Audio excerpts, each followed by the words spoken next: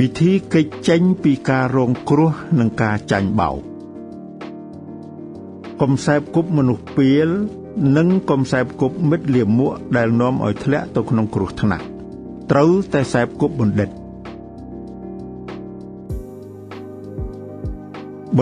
ក្នុងព្រះពុទ្ធសាសនាជាមនុស្សប្រកបដោយហេតុផលមានគុណធម៌មានសមត្ថភាពអាចពឹកពាក់បានជួយផ្ដល់យោបល់ជួយផ្ដល់ដំណោះស្រាយដល់ជីវិតយើងឲ្យបានត្រឹមត្រូវនិងមិននាំយើងឲ្យទៅជួបគ្រោះថ្នាក់ហើយកាលណាយើងបានសែបគប់បណ្ឌិតហើយយើងត្រូវចេះហ៊ានលះបង់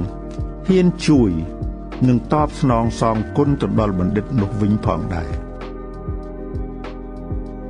សារអប់រំពីឧបាសកពុទ្ធសាសនូបត្ថម្ភអៀងសុជារា